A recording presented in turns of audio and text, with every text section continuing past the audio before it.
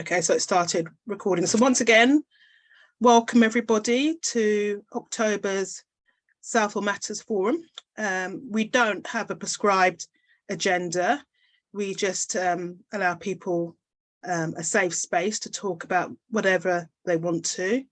It does tend to be, by and large, about issues that affect our lives in Southall, whether we work or live in Southall or both.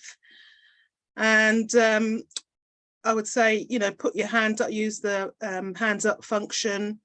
But, you know, if you don't wish to speak, please keep muted until, you know, you wish to contribute to the discussion. So I think I'll carry on with Tim and then see where this takes us. Tim has been incredibly supportive of the Clean Air for Southall and Hayes campaign. And to bring you up to speed, the council introduced its own air quality monitoring back in, I think it was December of last year. But Tim has discovered there have been time periods where the sensors have been offline. And this happened, I think, in September for a few weeks. And there was no transparency from either the contractor who runs the sensors, Ricardo, or from the council, because it was perfectly reasonable of us to ask, well, why? And that led us to speculate. So it's only very recently, in the last week, I've had a response from the council, and because I wrote to them in early October, and what they did say, that the sensors were offline for a period of, I think, 2 weeks, and it was to do with calibrating them. Another member of CASH said quite reasonably, and I've yet to respond, well, it would have been common sense to actually notify the public on the Air Quality England website to avoid us speculating about the reasons why the sensors were down. So there's, from our point of view, you know, lack of transparency, lack of communication in a timely manner. And I believe that they felt compelled to respond when they did, because this week I've been very active in promoting on social media the protest that is taking place this coming Saturday on the 29th. And I live around the corner from Balfour Industrial Estate. So for those of you who don't know, it's in Old Southall. The entrance is on Johnson Street. And there's a food company there. There is a recycling company. But what is aggravating us, there are 2 incinerators on that site. Now, there is a company, Sam's Recycling, who recycle plastic, but from what I've been told, plastic they can't recycle, they incinerate. The other company is incinerating offcuts of MDF, which are covered in melamine, which is, I think, a type of plastic. And I did a little bit of research into this, and according to who, melamine is actually, or potentially, carcinogenic. So it's a real worry for us, because the fumes are incredibly pungent. They enter my home, and not only my home, another resident is quite vociferous and complaining to the council, but it results in respiratory irritation. You know, it causes coughing, sore throats, wheezing, and in my case, it leaves me feeling dizzy and confused. And it's absolutely shocking to smell burning plastic. And I want you to imagine what it would be like living next door to a neighbour, having a bonfire in their garden every day and chucking old plastic bottles on it. So if you can imagine that smell of burning plastic, this is what we experience regularly. Now, I've called the Environmental Protection Officer for Southall on quite a few occasions about this particular issue. And whenever he turns up, very conveniently, there's no odour for him to detect. So it isn't a particularly responsive service. According to Councillor Peter Mason, last summer he announced that there would be a team. But as far as I'm aware, there's only one EPO for Southall. So I guess they can't be here, there and everywhere. But it doesn't help us, you know, the residents who are suffering. And it's really an atrocious state of affairs that this can be allowed to happen. So what I would like to say, please imagine what it's like yourself. If you are available on Saturday morning, this coming Saturday, we will be holding a protest outside of the entrance on Johnson Street, which is in UB2, to be a voice for those who haven't got their own voice. Because if you know Old Southall, you will know that there is a lot of disadvantage, particularly the cost of living crisis is having an impact, and residents quite naturally are worried about paying the bills and survival. And that takes up energy and time. So quite understandably, being polluted really is kind of like the least of their concerns. But I think also there is a lack of recognition as to how serious this problem is. As far as I'm concerned, and I'm not wishing to be overly dramatic, it is a matter of life and death. Yeah, people have died from air pollution. And you may well remember Ella Kissy Deborah, the little girl who lived near the South Circular. And very recently, her death certificate was altered to include air pollution as the cause of death.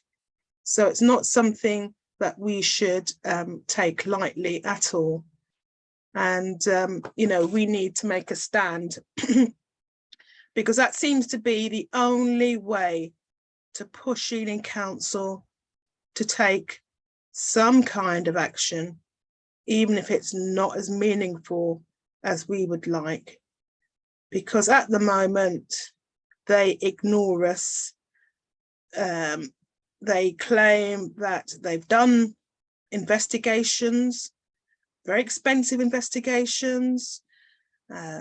They've told us one of the incinerators is permitted by the Environment Agency, but seem to backtrack because when they responded to my neighbour, they said the incinerator was too small to be permitted by the Environment Agency. My response is, it's an odour nuisance. It's a persistent odour nuisance, and they need to be using the powers that are being conferred on them by the Environmental Protection Act and serve abatement notices. It's just incredibly unacceptable that residents, through no fault of their own, are being polluted so that companies can save money and still make a profit. Tim, is there anything you want to say about the incinerators? Can you unmute yourself? Yeah, sorry, I've got to unmute myself. So yeah, I must confess, first of all, they're not one of my specialist areas, incinerators. So I look at pollutants, but from what I can determine, the main problem is what they call dioxins. Now, I'm not an expert in this field, but I think like any pollutant, if you're breathing in certain toxins or carcinogenic substances over a sustained period, they're not going to do your health any good. And that's your physical health and the worry of people's mental health as well. And I would imagine burning plastics. I mean, I have investigated incidents. This is in Indonesia, where I think they burn plastics as a wholesale business on the outskirts of the towns, and it creates almighty problems. It's not just it's the smell, and it's the fact that what you've got emitted into the air is goodness knows what. And I think what would be helpful, perhaps, if your local authorities took it a bit more seriously, because the sound of it, they've got one person. And I would imagine the difficulties are that by the time you raise the issue and get someone there, it could be a considerable delay. And so they will turn up, and to their mind, there is no evidence, because they have to go on the evidence that they collect at that time. So the only thing I can say is I have noticed, and this would be from the 3 sensors that exist within the area to the south of Beaconsfield Road, to the north of the railway line. Can you just clarify to me where, because I've been looking at the Environment Agency, they do a monthly report based upon the sensor up near the Blair Peach School. Where is the source of the incinerator in relation to the Blair Peach School, so I can sort of place it in my mind? Forgive my sort of ignorance of the local area, won't you, Angela? They will be south of Blair Peach School, so to the south. To the south, right? To Yeah. the south, right? To the south, right? Okay, and that would be yes, I can picture in my mind, yeah, because I've been looking at some of the emissions, but the problem being, it comes back to the age-old problem that the sensors that you've got, I think we've had this discussion before, so you can see where this is going, are mainly aimed at looking at particles in the air that come from like traffic emissions and traffic fumes, not really incinerators as such. So what you could do with, and I think maybe this is an area you're exploring, is access to some other monitors that you could place maybe nearer to the site. And this would give you a clearer picture and say, we've got a monitor or monitors closer to the source. And you can then work out, well, if you see a sudden peak and you look at the wind direction and somebody's reporting a rise in the smell of burning plastic at that time, you can put 2 and 2 together. So that's one possibility. Is that something that you're looking to explore, I think, without giving too much away? Is that right? Definitely. We applied to Breathe London, who were giving away nodes, which I assume are air quality sensors. Certainly, you know, we had a discussion, if we were successful in the bid, where it should be located. And I think where I'm located, without giving away my address, would be a really good location. So, you know, to the north, we've got the incinerators and also the gas works. And to the west, we have 2 asphalt plants. Oh, yeah. And of course, as you've said, there is air pollution from vehicles. So it'd be really interesting to look at ambient air pollution and point source air pollution to see what would be recorded, you know, on the node. And I think it would be something of serious concern, you know, given that anecdotally we know that residents have complained about an increase in asthma, you know, coughing. So, you know, hopefully we'll be successful, but if not, you know, we'll have to go back to the drawing board and look at what we can do. And it could be maybe that we try and put pressure on Ealing Council to install an air quality sensor to monitor, you know, the incinerators, you know, particularly if their stance is that one of the incinerators, could be both, are regulated by the Environment Agency. But the council, you know, has an obligation to investigate odour nuisance complaints. And I know with the group that you mentioned in Newcastle under Lyme, the council there actually installed odour detection technology within people's homes, I believe. So I think Ealing Council could be doing a lot more, because at the moment, it really does feel like they are not taking us seriously and they are not on our side. But certainly the protest on Saturday, and I hope as many of you can come along, is to send a very clear message to Ealing Council to say, You are neglecting us. You are treating us as second-class citizens. Our lives matter. It is a case of life and death, literally, if this situation is allowed to continue.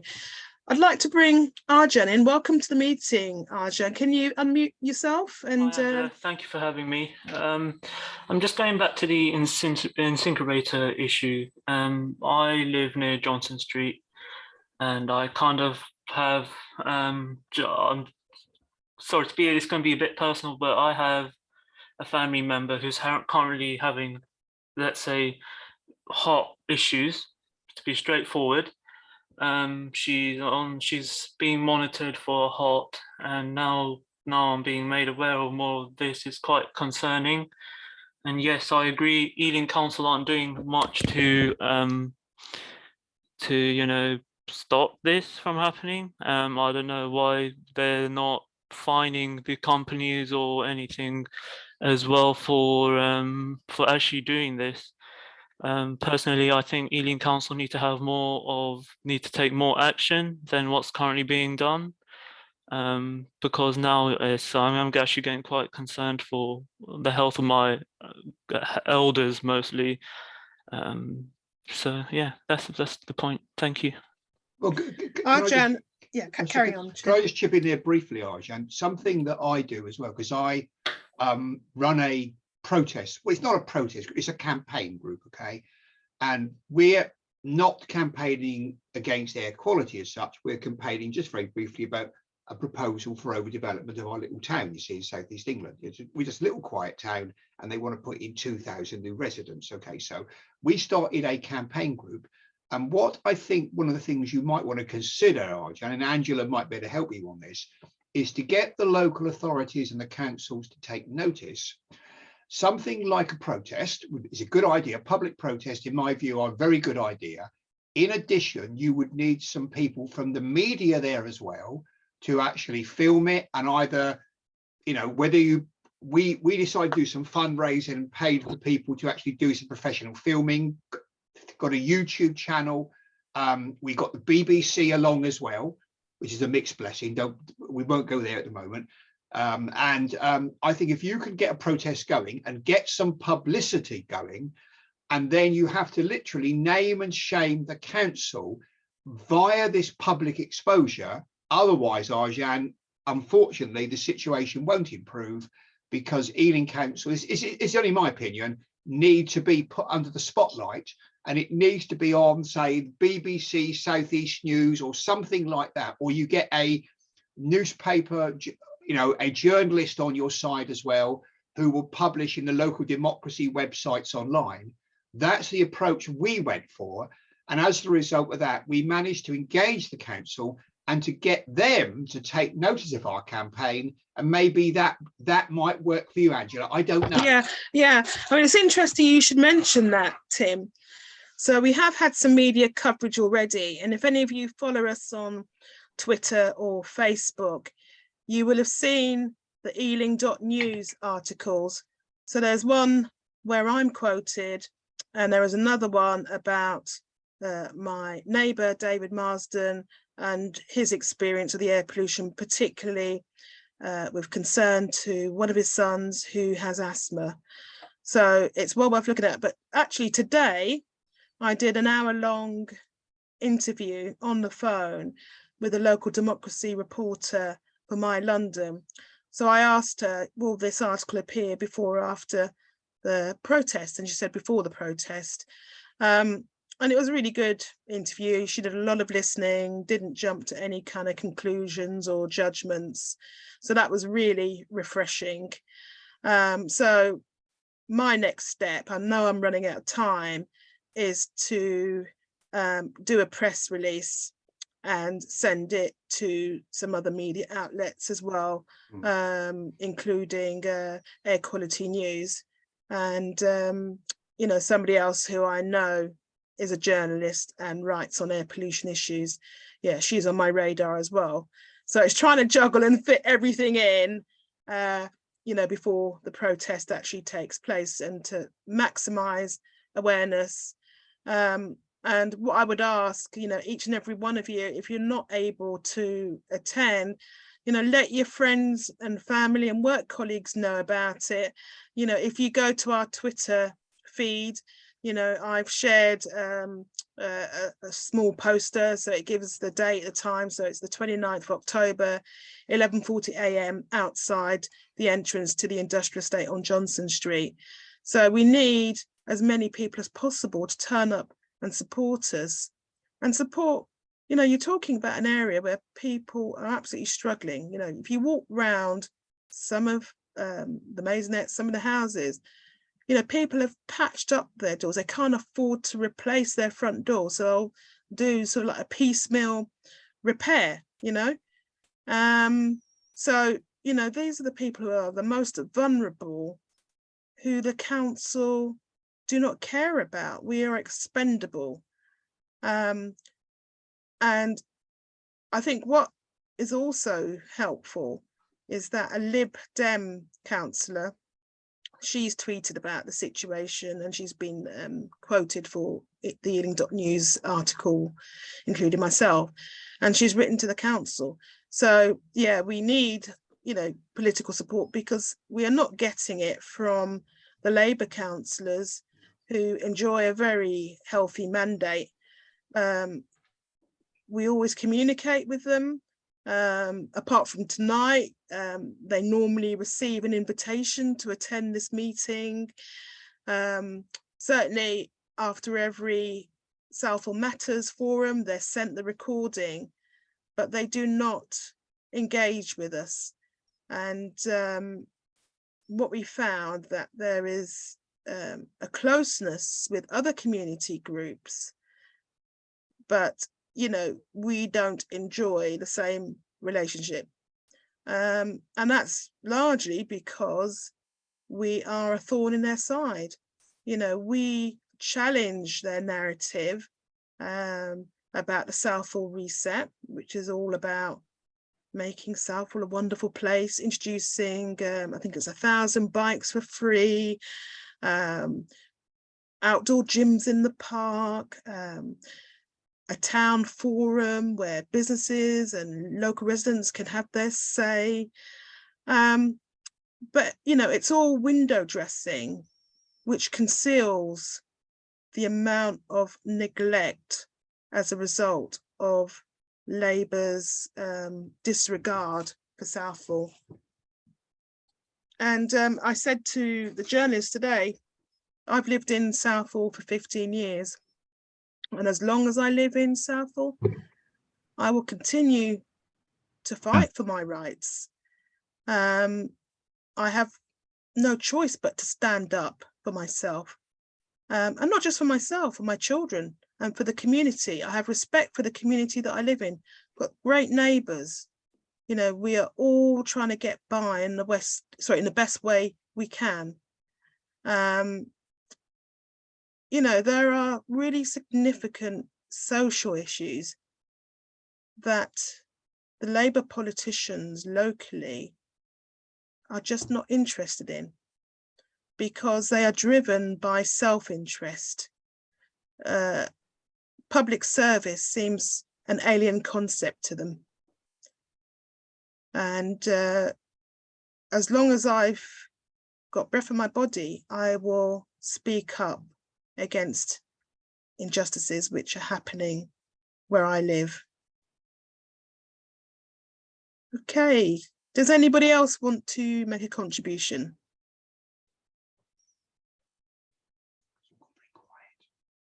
Everybody's thinking, listening. Sorry to interrupt. I'm just saying, have you tagged on Twitter people like Visit Southall, because they are really active, and I kind of promote some of because I follow you, Cash, on Twitter and Visit Southall. I kind of thought, like, if you kind of like link them, they'll be the one to retweet it and say, please come and sort of urge, please come forward and attend this protest to help like the people of Southall. I was going to recommend also doing UB1, UB2, but they don't, as Sufyan said in the last meeting that I watched, they're not really promoted in like helping or improving Southall. They're more like you know, just Commercial normally, business. yeah. So I was just thinking, like, if you tag other people linked to like helping Southall, like visit Southall, I think that could be one personally a good way to get the message across that we want to make a change. Yeah, we have Arif Hussain in the meeting, and Visit Southall is his site, and I can't fault him. He retweets a lot of what I tweet, so I find that immensely helpful, in spreading the word. So I know that Arif sees a lot of what I share, and then we'll reshare it. So that's positive. But I think going beyond Visit Southall, we need the other community organisations to support us in what we are trying to achieve, rather than just focusing on, perhaps an approach that involves being careful because there is concern about funding. At the end of the day, it's about doing the right thing. And unfortunately, I don't see a lot of evidence of that. But what I do see are organisations for their survival chasing funding. And that really informs how they behave and what they do, because they're looking outwardly. Is this going to impact on future funding? We're not driven by that consideration. We've done some fundraising in the past, but it doesn't cost us anything to go out on the street and be a voice. But it's really looking at what kind of Southall do we want in the here and now, and what sort of Southall do we want in the future. And I have to have respect for the campaign that saved the YAC, the Young Adults Centre, because when I went along to the meetings in February, the consultation meetings at the YAC, it was a done deal that the YAC was going to close and be replaced with temporary facilities until a permanent site was found. I have no idea why the council changed their mind. I suspect money was at the heart of their decision rather than care and concern for the community. I'm also heartened by the fact that there was a public inquiry into the CPOs of businesses surrounding the Dominion Centre car park. And that relates to Peabody Trust, who've applied for planning permission to build yet more housing developments. We don't need any more housing developments. Southall is rammed full of high rises, with more in the pipeline. We don't have the infrastructure to support all of these developments. I struggle to make an appointment nowadays to see a GP. And I'm sure, some of you have had that experience. The local schools are now oversubscribed. And I know a member of Cash mentioned that a neighbour's child wasn't able to get a place locally and goes to school all the way in Northall. And believe it or not, even though Northall neighbours Southall, depending on where you live, it can be a really difficult journey. I went to Northall High School, when was it? Yeah, last week. And it took me an hour just to travel 5 miles. Yeah. So, we need local facilities. It's important, if the strategy is to expand the population of Southall. My child, I won't go into detail, has been referred to West Middlesex Hospital, not Ealing Hospital, which is a local hospital. And I know that my neighbour, whose child has asthma, when unfortunately, if it's severe enough for an ambulance to be called, they're taking him to either Hillingdon Hospital or West Mid Hospital. So for me, it's a real concern that the infrastructure is not matching the pace of all of these developments. And I know people need a place to live, that is fully accepted. But I doubt very much my children will be able to find nearly £500,000 to buy a studio flat in Southall. It is totally disheartening. And the lack of infrastructure is having an impact right here and right now. The Green Quarter development, as far as I'm aware, doesn't have a community centre. And I went for a walk during the summer, and this was during early evening, and not far from what they call the Linear Park, and there's a children's playground, but just a short walk away from there on the grassy area in front of the private flats, there were young people inhaling nitrous oxide. So what they do, they get the big blue canisters that you see in all the little silver canisters, and they inflate balloons and then inhale the gas to get a temporary high. You know, they were doing it right in front of me. It wasn't under cover of darkness. You know, they didn't care who saw them. You know, there aren't the facilities for young people. I used to work at the community college on Beaky Road, which is parallel to the development. And there was a wonderful sports centre there, and that was closed down. And, you know, the expectation is, well, make do with the outdoor gyms. The other day I wanted to go to the outdoor gym, but it was bucketing down with rain, really, really heavy rain.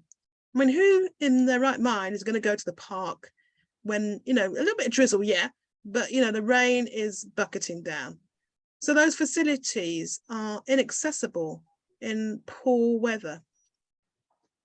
Yet we have no local indoor gym. And if you live in Old Southall, to get across to Dormers Wells Leisure Centre is a little bit of a trek. But in saying that, on a Saturday morning, I take one of my children, to karate lessons. And it's a fantastic class run by Onkar Singh. And you might know him. He was on Spin the Wheel last year and he won over 40 grand. But he's a really nice guy. He's been running karate lessons for years and is really invested in the development of young people. Anyway, when I look at the sports centre, it looks to me as though it was built in the 70s. I feel like I'm transported back in time to when I was young at school in the 1970s. Stop it, you're showing your age. Stop it. Yeah, tell me about it. Stop it. Yeah. Arjan, no, she's only 25 really. I wish. But I compare it, Tim, to over the boundary in Hayes at Southall Green. They've got a fantastic leisure centre which has 2 pools, a sauna, 2 gyms, a library.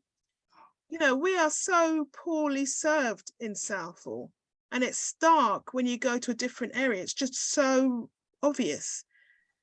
And yeah, you know, the authorities know about pre-existing conditions that are very common in our community, type 2 diabetes and kidney problems.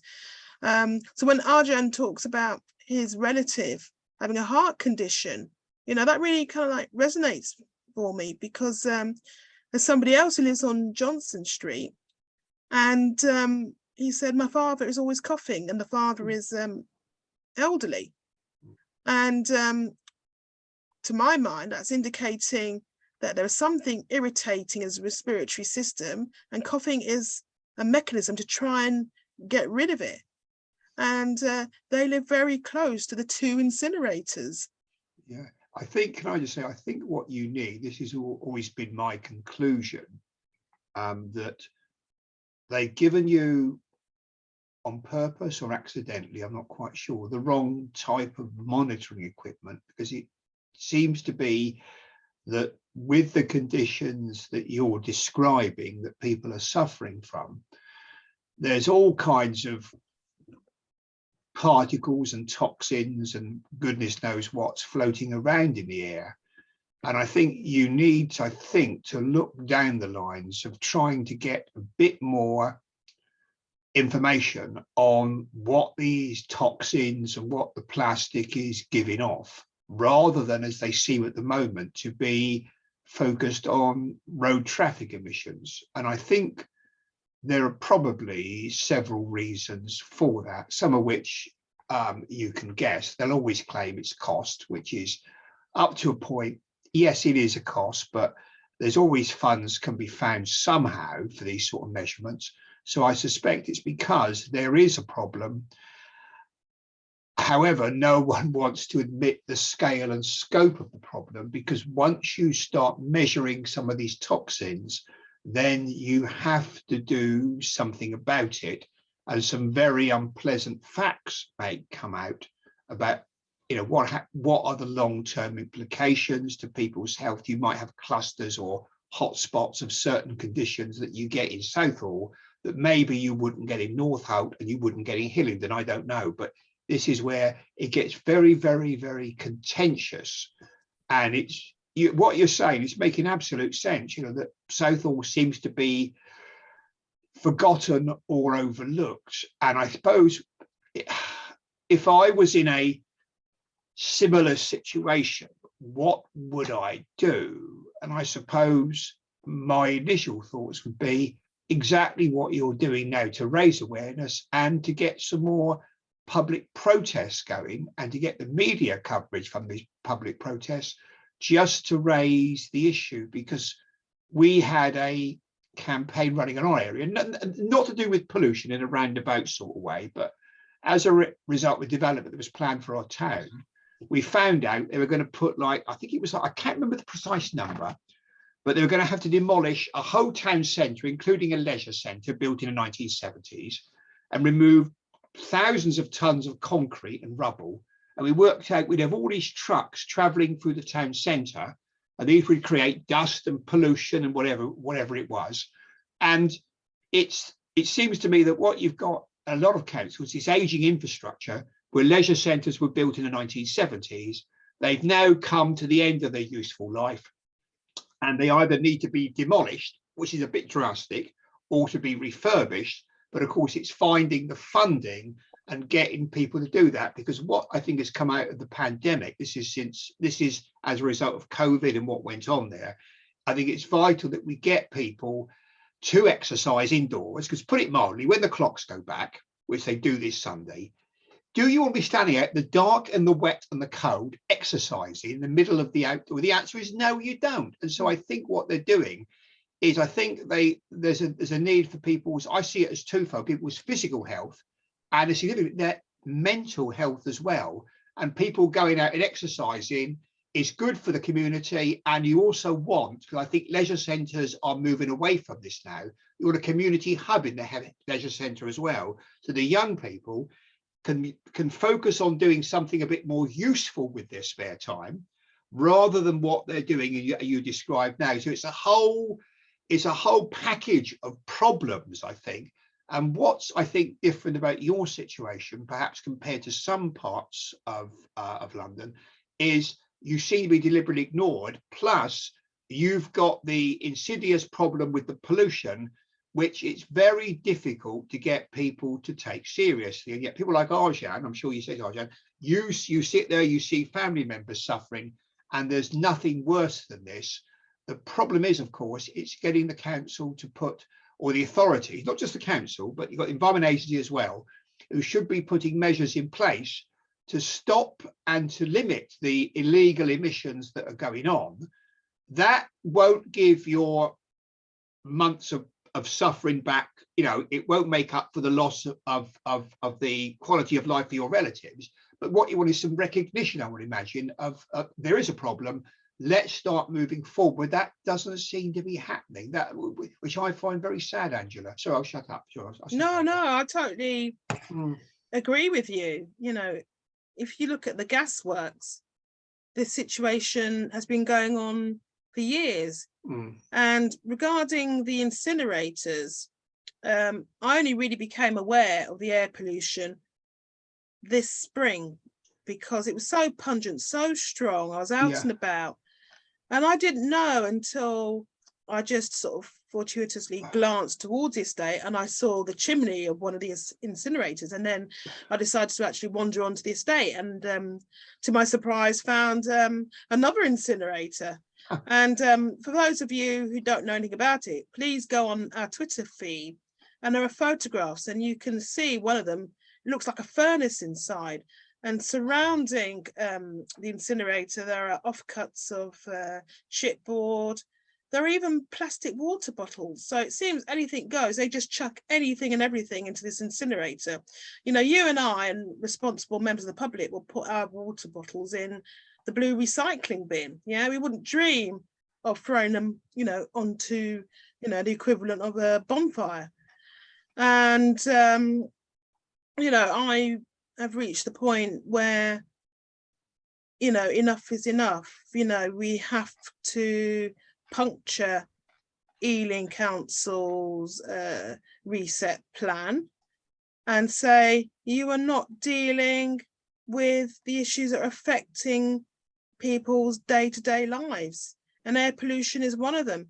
Another big bugbear of mine, and you know, you've got campaigns who are seeking to reduce car usage and introduce you know, the equivalent of LTNs, and you know, in my area, and Arjan, you might have seen this wandering around Old Southall, is fly tipping, and I would say it's endemic in Old Southall. I've seen a lot of fly tipping, especially down my street. There's a lot of, I've noticed, like household items that have mostly been thrown out, like old children's toys that don't seem to work anymore. There seems to be bed mattresses, even in bin bags. If people will chuck out bin bags, and in those bin bags would be things like, you know, like, I don't know, broken bed, you know, broken bedding, like the bed, the headboard, and then you've got broken pieces of wood from the bedding. You've got, as I said again, it's like kids' toys, mattresses. Even I've seen a fridge, things like a fridge. Yeah, you know, just left on the street. Anything goes on the streets. You know, the pavements are, you know, a dustbin. Yeah, and I find it so disheartening. I agree, and it's not only that, but we're seeing things like alcohol bottles. I've been seeing things like alcohol bottles, like juice cartons, cigarette cartons, like the things with cigarettes in it, and things like that just being left out on my street, especially on my street. But when I go for a walk around Southall, so I go to the big Southall Recreation Park, the same thing's been happening there. There's also things like alcohol bottles. There's also things like alcohol bottles, cigarette butts, even the packaging with the cigarettes in it. Even it's not just the streets of Southall, even the parks of Southall, which is supposed to be for our community to use, is being used as a bin. And I raised this up to the local MP for Ealing Southall, Virendra Sharma, and he said, "Oh, I'll forward it to the Ealing Council, so they could take some action." And this was in January. From January to now, which has been 9 months, I haven't not seen any action from him or the Ealing Council. I've also had to email him and call him to remind him, but I have been unsuccessful in getting through to him for 9 months. And in August, I've come to the point of what's the point of me even trying? Because the council are so unresponsive. They don't want to improve the lives of people, and I'm trying to make that improvement for myself and the other people. It just doesn't seem to be happening. So yeah, it's just awful. Arjen, you're absolutely right. And I set up a page called The Streets of Southall.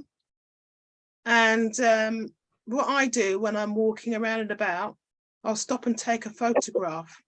And it's all the things that you say, the broken beds, mattresses, bin liners full of food and nappies and bananas goods, you name it, anything goes on the streets. But you're absolutely right. It's not just the streets.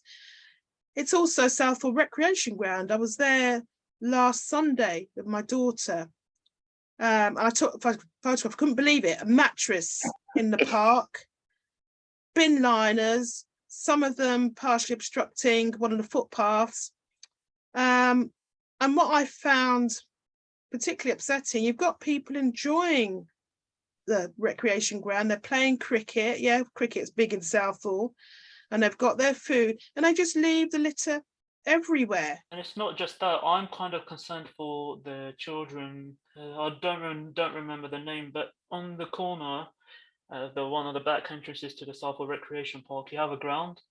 You have a school. I think it's a primary and nursery school, and I've seen some of the little 8-9-year-old kids. It's a primary school, and I've seen the teachers take their class out for things like a PE lesson in the park or something, or just for like during their play times when they don't want to be in school, or they can have a venture in the park, that sort of thing. And I've not, and I tend to enjoy, seeing the kids, but at the moment, they're not really enjoying themselves because there's all the rubbish everywhere. It's a big issue.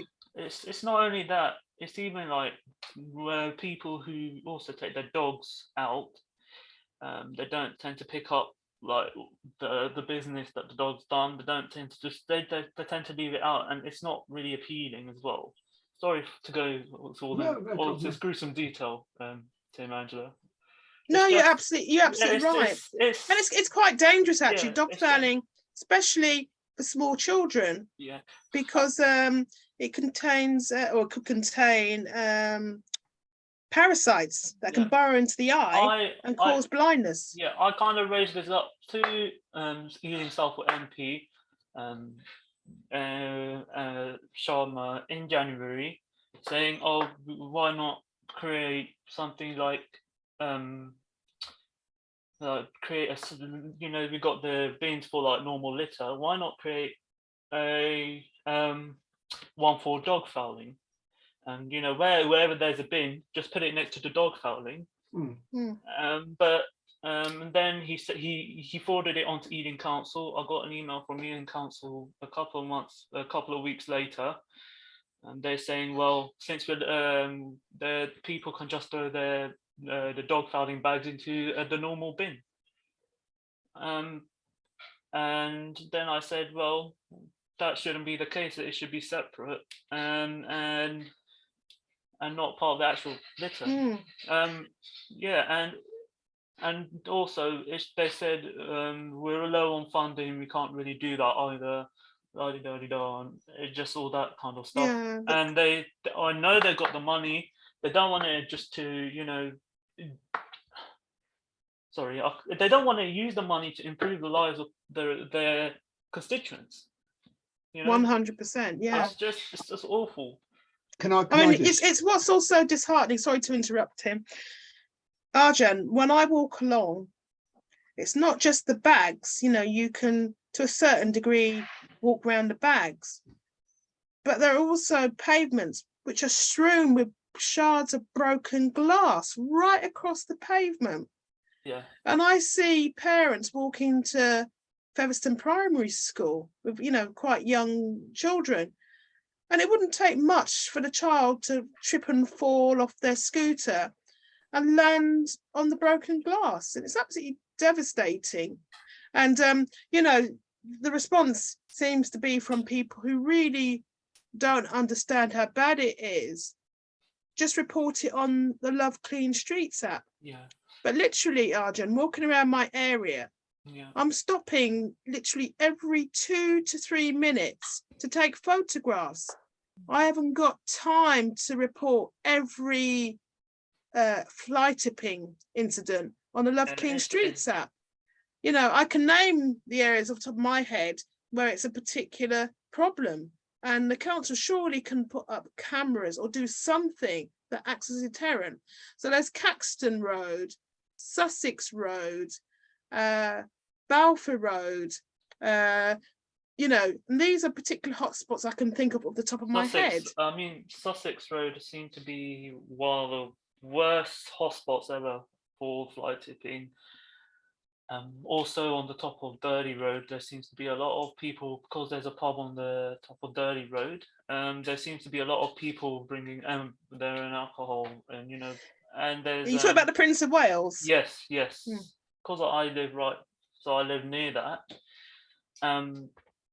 And I've noticed a lot of people open alcohols, you know, walking down the street, and you know, and then I was like, okay, I hope they take it out the next day. But when I go out to my place of education in Isleworth, every morning, every night, there seems to be some alcoholics out and about in my house, and then the next day I see the cans all over the place, cans on top of on a wall that kind of guards somebody's house.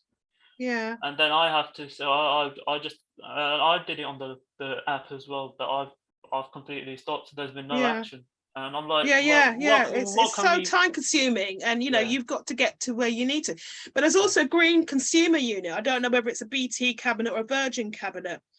And I took a photograph last week, but it happens every week.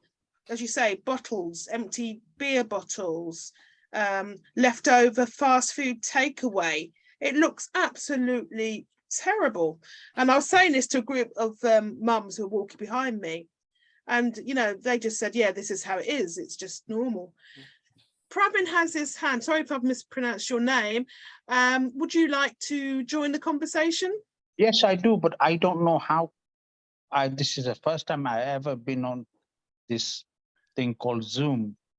Yeah, welcome. You're doing very well. We can hear you. Okay. So please go ahead and make your contribution. I live in Southall, and I'll tell you one thing. I am quite happy to say Ealing Borough is a lawless borough. It's a borough where there is, you can bring out as many rules and regulations and laws you like, but there is nobody there to enforce it. That's number one. What's the young lad's name? Arjun. Now he just mentioned something, and they said put the dog poo in the normal bin, because I don't know. I am not what do you call it, scientific, but if that is the case, that the dog's poo should not go in there, and council should provide it. Ealing Council, in my opinion, is a brainless people working there.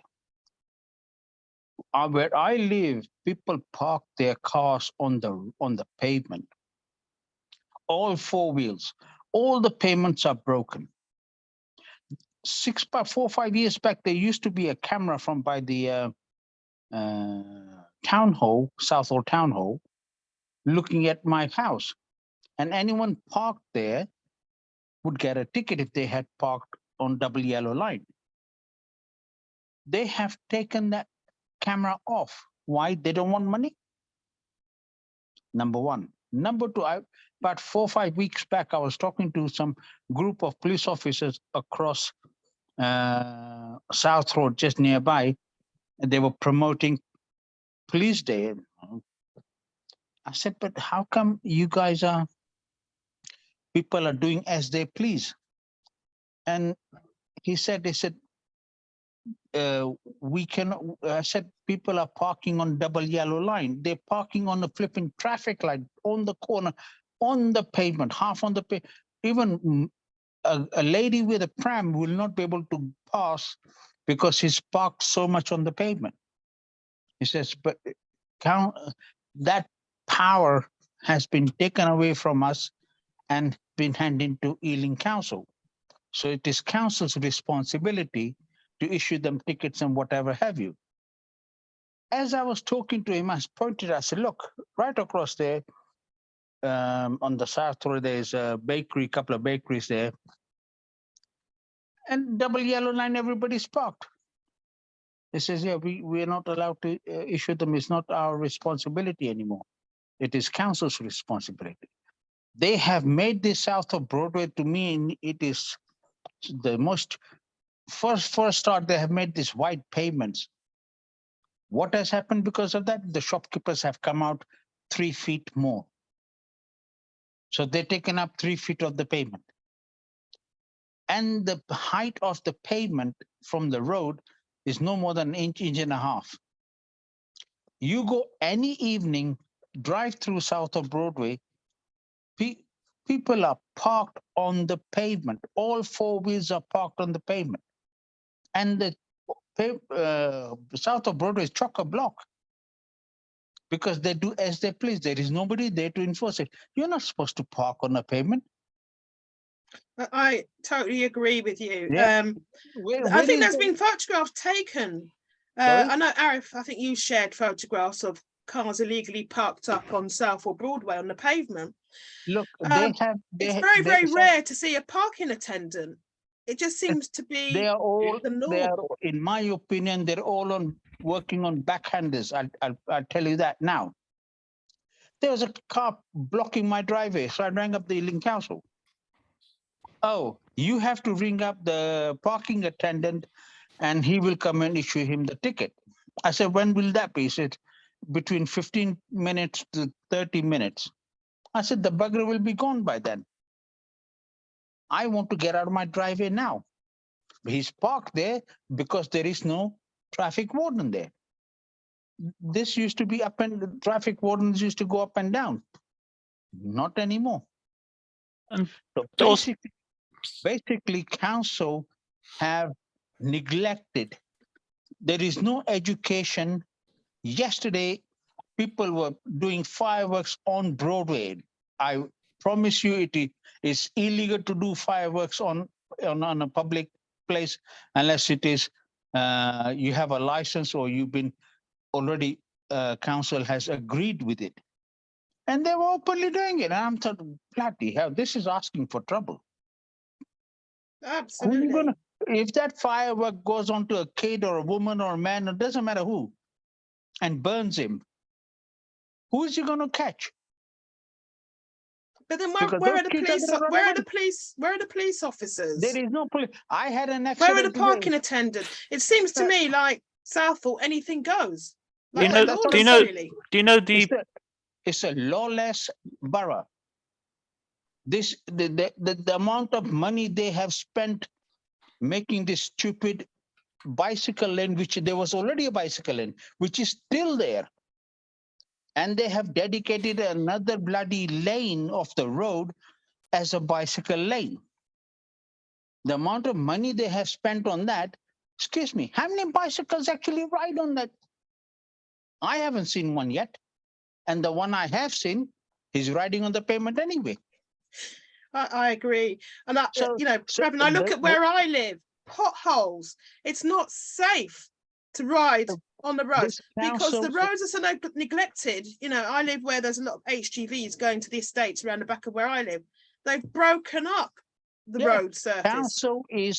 Council is saving that money for their own pockets. Why do we need 20 miles? No other borough around here has got 20 miles an hour on every road. Ealing has.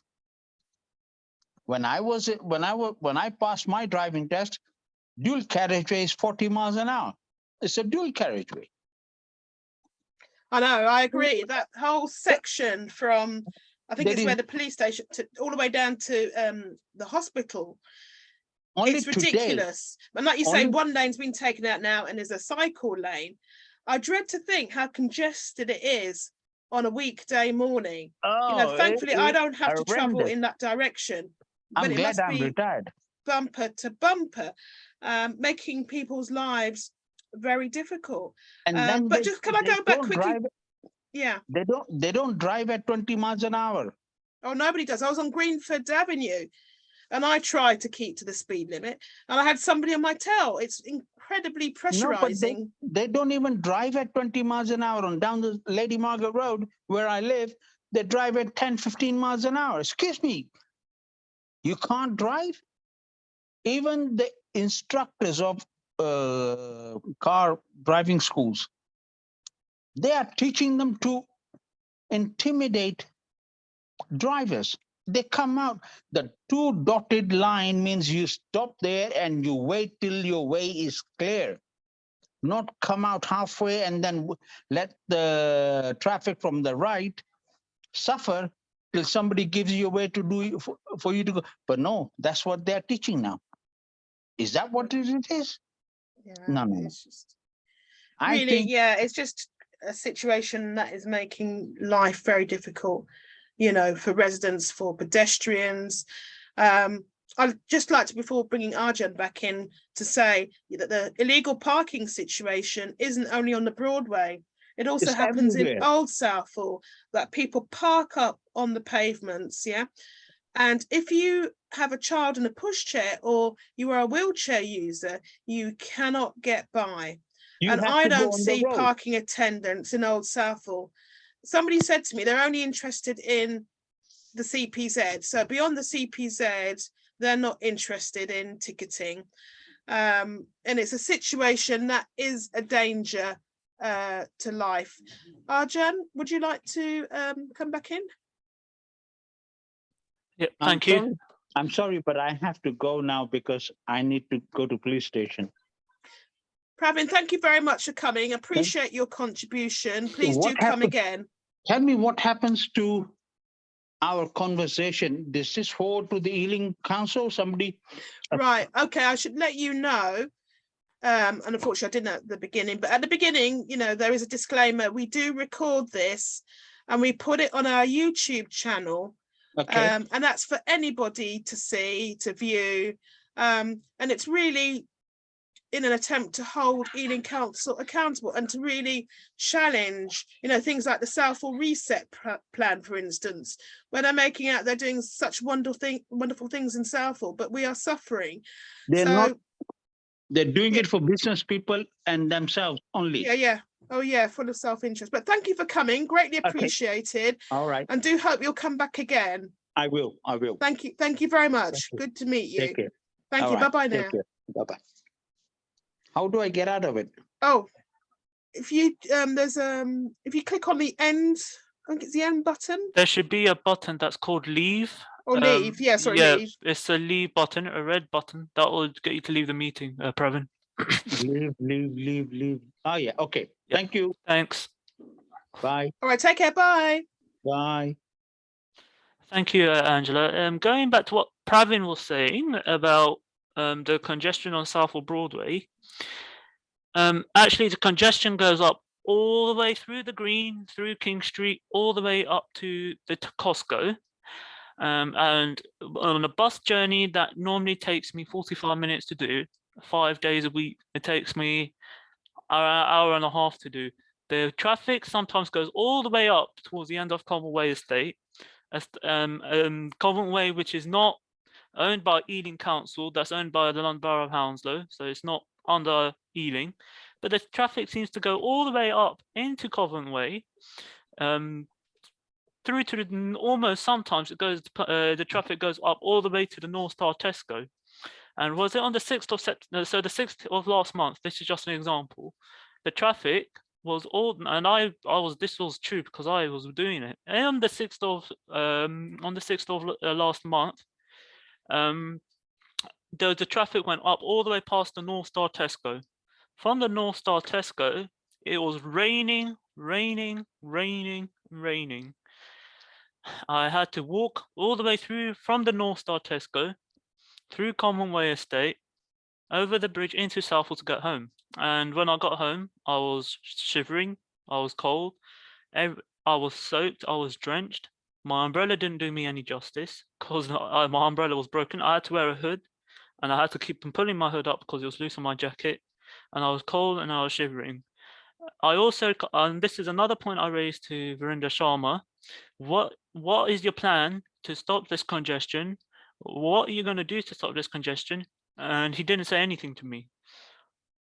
So I don't know, even traveling through Southall, even early in the morning, let's say 9 o'clock, leaving Southall via Hayes, past the big Tesco, past the Costco, and through Conway Estate, sometimes I get stuck in traffic. But why is there traffic? What can be done to stop this traffic? I asked all these questions to Virendra Sharma. I did not get an answer back. Yeah, he is not responsive. He is not serving us, his constituents, well at all. And I can relate to most of what you're saying. I started a job at Uxbridge College in September, and unhelpfully, roadworks started. This was early September, and I think went on for at least 2 weeks. Now, to exit onto don't know the road, but it heads to Hayes. You know, I have to go down Brent Road, Hayes Road. Is it over the bridge? Over the roundabout, past you know, Hayes. Yeah. It was absolutely chock-a-block, bumper to bumper, and it was really stressful. One day I decided, well, you know what, I'll go through Southall, down Beaconsfield Road and join the Uxbridge Road. That day it happened to be raining. It took me an hour and 5 minutes to get to Uxbridge. That's awful. Yeah. But, you know, I decided, well, actually, I'll go home the usual route. And as soon as I got to Tesco Bulls Ridge, because of these roadworks further down Hayes Road, it was backed up. So again, I would say, you know, my journey has taken me about an hour. So that really resonates with me, the difficulty you have to get from, you know, Western Road down to Convent Way, and the difficulty. Are you heading towards Hounslow? So I go towards Hounslow from Western. I get on the H32 bus from Western Road all the way into Hounslow. That in itself takes, on a good day, should take half an hour at the most, or 45 minutes at the latest. And then I have to get another bus from Hounslow bus garage into Isleworth. And because of the traffic, no matter what time I leave, whether it be 7:30, 8 o'clock, or 7:45, I leave at the earliest. I still get there around about 9:30. Yeah, it's absolutely ridiculous. And let's say one day I have a lesson that starts at 9 o'clock every Tuesday morning. I'm not there, and I constantly get questioned, why are you late? Why are you late? And I get put on a disciplinary because my college, the way they do this is really, really strict and full on. They require us to be in, if not early, if not on time, for our 9 o'clock lesson. So what time should you, I mean, did they expect you to be leaving at 7 o'clock in the morning? I mean, this is the dilemma I faced. You know, do I allow, 2 hours for a 5-mile journey? And it is so stressful. That's what I'm feeling. And debilitating. I'm feeling stressed. I feel panic sometimes, thinking, the no matter what time, causes, what time do I leave? Will I get there on time? Will I have to stay longer?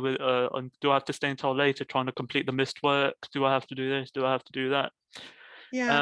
It's just I kind of raised this because I'm part of a union at my college, so I kind of work with the executive team, and I said I kind of said to them, well, there needs to be some sort of change in the for the 9 o'clock start, because sometimes there needs to be traffic, sometimes we won't be able to get in on time. We need to give students a bit of that slack, because I'm trying to make a difference in at home and here as well, and I can't do that because it's tough.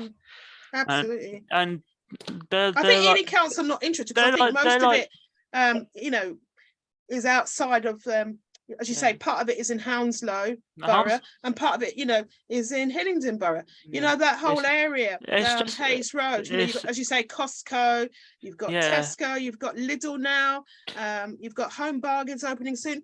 It is absolutely ridiculous at peak times how long it takes to get to, you know, for me, Hayes Town Centre. Can I bring Ronnie in? Sorry, Rick, Ronnie, you've been waiting really patiently. You can unmute, and welcome to the meeting. Hi, Ange, you all right? Thank you for waiting so patiently.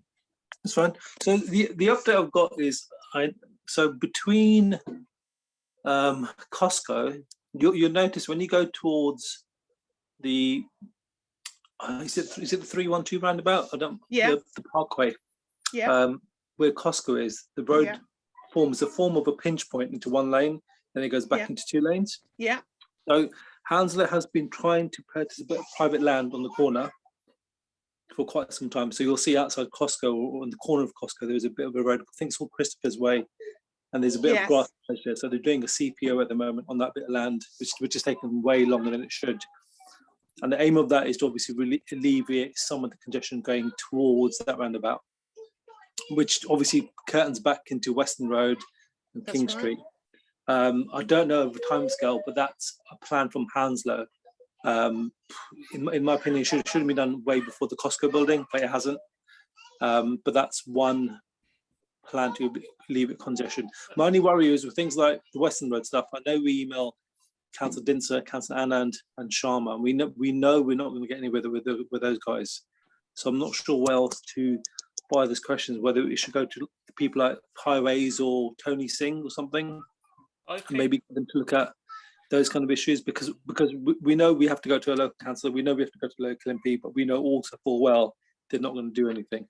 The thing is, I tried. Sorry to interrupt you, Ronnie. I tried contacting the Highways people, and I haven't about the Western Road issue. I said, well, I tried contacting Sharma. The thing is, Sharma, the councillors, and nothing. I've got nothing from them. Yeah, that's my point. We know we're not going to get anywhere. No, it goes with the highways people. I contacted them ages ago. I haven't got nothing. I can't get anywhere with anybody. And I'm still waiting on stuff. Then. I know it's a frustration. What can we do, you know, to make our voices heard? Because it really does have an impact. There was somebody who attended the meeting last month, and because of the congestion on Western Road, they were an hour late for their job. And, you know, it's through no fault of their own. And there are times, you know, as you said, Ronnie, you know, Western Road is a pinch point. I've seen the traffic on Western Road and I've turned around and gone home because I just cannot sit in stationary traffic. I've decided, well, actually, I'll postpone my trip to Tesco. It's simply not worth it. Too many adjoining traffic side roads to Western Road. So you're right. Once Western Road is congested, you're not going to move because Brent Road will connect Western Road. Common Way will connect. Wetmouth Road will connect. Southall Lane will connect. So it's almost a no-go road. But the thing is, the congestion on the Western Road is not coming out of Southall; it's going into Southall as well. Sometimes the congestion, even coming into Southall, because of the congestion on the Broadway, the traffic tends to go up through the King Street, through the Green, into the Western Road, and it takes quite a long time, the same amount of time it takes to get out Southall in the traffic. But that's fine. So we know. So one solution Hounslow is doing is looking at pinch points. What would be good is, because we know traffic in Southall has been the same for the last 20 years or not, right? That's not going to change, and we know people always drive into Southall because it's a main gateway. It would be good to understand or assess what could be done to alleviate congestion, because leaving it to Ealing is fine, but there's only so much lanes you can build and so many people you can get of cars, right? So, I mean, one idea I thought of, so if you look at the South Road, you've got a brick flower bed on the roundabout on South Road. And I put the suggestion down is, as nice as that brick flower bed has been for the last 20 years, why not remove that and put a bus stop there? Because it allows people to connect to the Crossrail better. Because traffic's always going to go up on Southall towards Southall Broadway, Southall Station. And what you'll Ronnie, find is whereabouts, sorry, is the flower bed on South Road? So you know when you get to the gym group in Southall, Yes, It's yeah. like it's like a little. you'll see a lot of people Yeah. come off the bus there because it doesn't move. Yeah, So the bus driver opens up, and those things shouldn't really happen, but bus drivers are doing it because they think you're going to be stuck on this bus for 10 minutes. Let's just get you out. yeah, yeah, And the next bus stop from that point, because the bus stop actually is on the green, so the next bus stop after that is outside. Is that the Park More- Avenue? It's outside the Yeah, More which is really Foods far. area on Park Avenue near Yeah. the Gurdwara. Yeah, So if we go past the gym group and keep on the left hand side, there's a road that turns left from the gym group. If you just go slightly Oh, yeah. past, there's a flower bed on the left hand side. oh, right, okay, yeah. And I put the suggestion on to just remove that and make it into a bus lane, or make it a bus stop where people can get off and connect to the actual station. And That would things make like sense that actually, you've got because to there's no, explore- I mean, Park Avenue isn't that close. So where you're talking about would actually be closer to the station, particularly, I'm thinking There particularly. used Yeah, to be because what- there used to because be a what bus they stop. did- There used to be a they bus stop removed there the old before. stop, isn't it? They removed the old bus stop opposite Yeah, yeah, the that's station, right, yeah. and there hasn't been a kind of a middle point. And this is the whole kind of reset where the original plan was to make the station a hub for buses. Now that the bridge is not going to get anything done with it, they've just removed any idea of that. But at least look at or explore new ways of changing a few tweaks here and there. So what were they actually doing for, it was over a year. I remember sitting on a bus from the hand car wash on Western Road to the bus stop where you get off for Southall Broadway. It took me nearly an hour. Yeah, You so know- so what you had there was you had 10 months of delays from Virgin Media, who lay in the fibre cables, and no pressure from Ealing to say, get this done. So because Virgin Media took their own time doing this, they just resulted in delays. And usually Ealing Council will pressurise them and find them. I don't know why they didn't do that. So all I know, those I big mean, works- but if you- if you- somebody if you said think they about it, lost there their was some job, work- Ronnie. there was You know, some they work- couldn't get to work in a timely manner because of the delays. Oh yeah, and there was some bridge work, because we've noticed the bridge has now been increased in height to aid the whole Berkeley waterside development. So they've raised the height of the bridge to make it 2 lanes at some point. But yeah, the bridge doesn't seem finished to me. Ronnie, No. I've got a I question. don't think they're going to widen the bridge by the I was sounds going of to it. say, were they going to actually widen? Yeah, so were so they going the to plan, widen the it? plan was to implement one more lane for buses, and they were going to make that Southall new station as kind of a hub, so all the buses will interconnect there. What happened is they didn't. Well, this did. When I say all this, take with a pinch of salt, because they clearly probably had an idea about this, but that was 16 million overvalue in terms of what the inflated costs were. So what they've done is stop the works now. The extra lane will not be built. What you're seeing today is a finished article of South Road Bridge. The only thing left is perhaps just a new lane, Repaving the roads, yeah. And I've also heard that they're planning to, you know, where the Old Southall station entrance used to be, to kind of have a Pret a Manger restaurant open up there where the old entrance used to be. So the old ticket office The old and ticket the old office. Media, which was owned by a guy who's passed away, will now be a Pret a Manger. They've gutted it. They're just planning on rushing through the opening. Yeah, they started building now. I think they started building now, and I'm just worried about the more there being more congestion of people parking their cars up on the South Road Bridge, trying to go over to the restaurant and park Normally, up. So, kind of an open or grab and go kind of place, and it's going to be built as a grab and go place. So it's more to facilitate those travelling by train in the morning and stuff like that. okay. Whether it'll survive is the other question, but I think it's Hmm. quite remarkable in this day and age that we get a Pret in Southall. 10 years ago, that would have been unheard of. So Yeah, it may simply be for the new Crossrail or the new waterside development, but it's promising. I think, nonetheless. yeah, Whether I it'll think it's survive, probably I don't both, know. isn't it? Yeah, sorry to interrupt, Ronnie. Do you know anything about the road on the other side that connects with Pump Lane? Do you know Yeah, what so- the plan so is for that? So I've been trying to get things from Peter Mason, and it's like getting there's a saying about this, but I can't remember the phrase saying.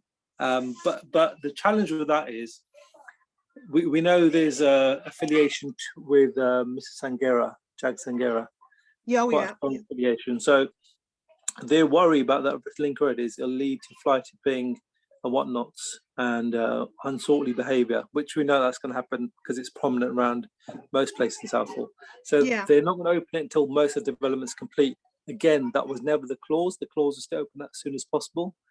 I think that's the missing piece for us to alleviate congestion. The only question is, I don't know when that is planned to open, and the development is far from finished. Yeah, because I heard something like it'll be shut for 10 years. And I think it's just ridiculous that you've got this road and it only seems to be used by, as you say, Jackson Gira and other people employed by Barclay Group. I mean, surely that might help to relieve some of the congestion along Western Road. It would, yeah. And this is the point I'm saying. So emailing the MP saying traffic, sort it out, is not going to make the MP do anything. And I'm not saying giving them a solution will make them do anything further. But if you've got a unanimous email, all 10 emails from different people saying the same thing, synced from the same hymn sheet, it adds more weight. Because there's a unified voice of what the people want, rather than simply saying, sort the traffic out, it's crap, but there's no solution. We know the traffic is going to be the same. We're not asking for extra lanes. That's not feasible. We've seen how compact Southall is, so putting an extra lane is not going to work there. So there's no easy way to say stop traffic. The only simple way you can do it is to get people out of cars, and that's not going to happen overnight. Yeah, but I tell you, that's a difficult thing, you know. Coming up with ideas. Yeah. Also, in that email, when you've got pointers to suggest a few items, also suggesting one of the solutions would be opening that link road, because we know full well that will take a lot of the weight from South Road. Yeah, I mean, particularly if there are plans. I read somewhere that there's plans to, you know, where and I keep getting the name wrong, but it used to be Quaker Roads, the factory that you can see, from the train line. So that's planned to be a logistics hub. I'm not sure how or why they've decided to put something there, but I think what's happened is over a period of time they're trying to refurb that whole area. So if you ever go down Bridge Road, it resembles a part of India which was prominent in Southall in the 90s. As in, there's no rules there. It's all over the place. It's fly tipping, you name it. But the builders have tried to put that tender out for houses, but due to the location and the, I think it's quite discreet, because from that point you can't connect to anywhere from that end point. Unless you build a whole new road, which developers don't want to do. So no developers are coming to build any houses there. So the only option was to then put it a tender for a logistics company, and they've come back saying, yeah, we'll build a warehouse there. The worry there is, how's that supposed to work in terms of the traffic? Because we've already identified Western Road, I know, and Hayes Road is an issue. Likewise, Merrick Road at peak times. Bridge Road. The only way good vehicles will enter in HGVs is via Bridge Road, and I'm not sure whether they've done enough of a transport feasibility study in that. Because to me, it just seems as though it's a disastrous plan, given that the difficulty. Difficulties we have right now exiting and entering Southall. I would have thought, you know, companies would be better off renting one of the warehouses along, you know, the A4 in Feltham, you know, where you've got easy access to the A312 and the A4, rather than, you know, obviously time is money, being caught up in traffic, you know, trying to get into and out of Southall. It just seems a bizarre decision. When they look at planning application, there should be an officer. Whether or not the officer is neutral, with an opinion, that's the other question. But the officer should look at transport to and fro sites. And we know the only way to get to that site is via Merrick Road, or the wider problem would be to get via Western Road. Again, those streets are designed for HGVs. Yeah, because Merrick Road at times, Ronnie, is bumper to bumper. I used to pick my kids up from Derry Meadow, and in both directions, towards the station and the opposite direction towards Heston. Have you seen Merrick Road recently? No, I haven't. So what's happened is, do you know where Sunrise Radio is? Yes, yeah. Behind that, they've created 2-3 more blocks. Oh, right. And this is a London problem. This isn't Southall. So what they do when these high rises is they don't give out permits to car drivers, because they want everyone to cycle. and they say everyone will get the train. Realistically, not many people do. So they all have car ownership, and they build say a 20-story flat which houses about 100 flats, and say in the house we only give you 5 parking spaces. Right. Because the assumption is everyone's going to cycle, everyone's going to train, and that's not the case. So if you go Merit Road at night, what you'll find is they're almost parking on single yellows across the main road to a point where they're at the roundabout on Sunder's Radio. There's a little mini roundabout. So when you turn into if the cars, so it's effectively a car park, then, is it? It is, and if you park close to the road, no big vehicles can pass so they're mounting those simple curbs to go over. It's quite dangerous, actually. But it's poorly designed. So this really needs to be, reported to Ealing Council then, because if it's it does, yeah. So I'm not sure congested with stationary cars, identified it, but it'll be something for highways to address, because that needs to be a fully double yellow line. Yeah, absolutely. It's because there's an entrance to the Dairy Meadows School on the Merrick Road. There seems to be a lot of like parents parking their cars on the main road. Do you know, as you come out of Havelock, out of the Havelock /Guru Nanak Road, and there's like that little junction. People tend to turn left to park up their cars on the side street, pick up their children, come back, and drive off. Havelock Road is right. You're right. Arjun, Havelock Road itself. Havelock Road itself is absolutely gridlock, and you've got the E5 bus trying to get past. Because like yesterday it was Diwali, and and we have the Gurdwara on Havelock Road. Yeah. And it has a car park, and everybody tried to park in the car park, even though there was a sign saying it's full. It's full. Yeah. Yeah. I was thinking of actually raising it up to the Gurdwara committee or / the management to kind of say, there was this issue on said day. What are you going to do to say it? Because just having a small sign saying full isn't going to actually get people to read it and go and park somewhere else. Everybody tried, parking their car in the Gurdwara car park, and the car park's only like the size of a square. It's like this big. Yeah. I nearly got hit on my leg / my thigh by somebody who's trying to get closer as to not let anybody cross. Yeah. And I was just thinking, well, why would he park here anyway? It says full. But thing is, there's not enough car parking spaces along the Havelock Road near the Gurdwara itself, to the point where everybody can park and go. They have to park on the even along some of the residential streets. There's no parking because we got residents parking on the roads, to the point that even when we go on Hunt Road, Tensing Road, they have to park up there and walk down. Yeah. I agree. And Merrick Road, Road seems to be the most popular place for people to park on the double yellow. And go. And they don't spend 1 hour, they don't spend 2 hours. Some people in the community tend to spend 3 or 4 hours at the Gurdwara. That's what you'll find on weekends. Merrick Road's got illegal parking on the corner or on near junctions because they overspill from the Gurdwara. I mean, the Gurdwara's car park is poorly designed. It's only got 30 spaces for thousands of people coming in. They bought another car park, but it's not for the size it is. It's just in the wrong place. Ideally, they should be asking the church to, during whenever it gets busy, we've got St. John's Church. They have spoken with them. There was no agreement. They've not come to an agreement. That's the problem. So I don't think the car park, but they haven't. Which is a Norwood Road, but again, that's just a temporary solution. It's not going to accommodate the sheer number of people coming to the actual temple.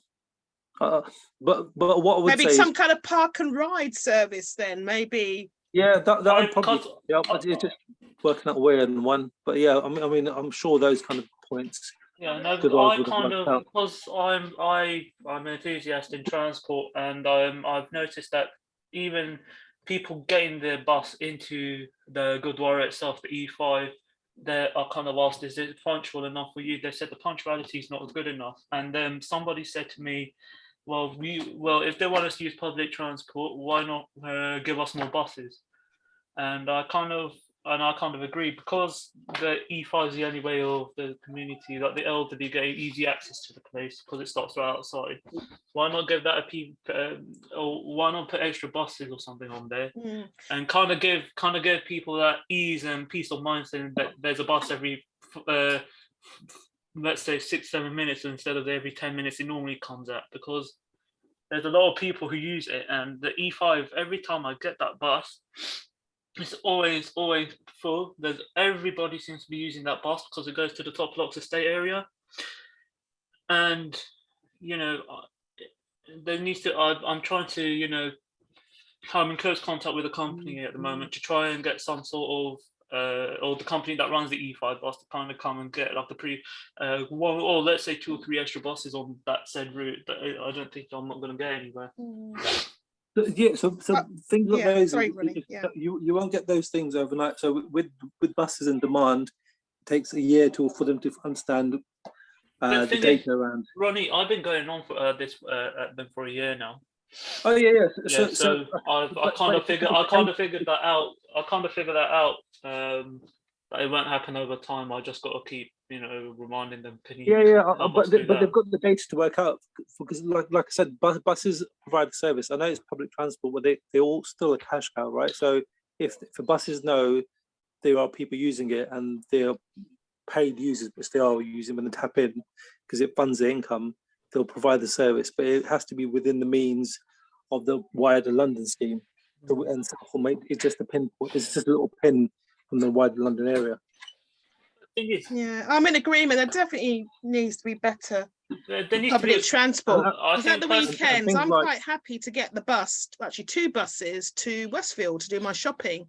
Yeah. But I'm not under pressure of time. And there was a time I didn't have my car, and at the time I worked in Brentford, and the 195 goes there.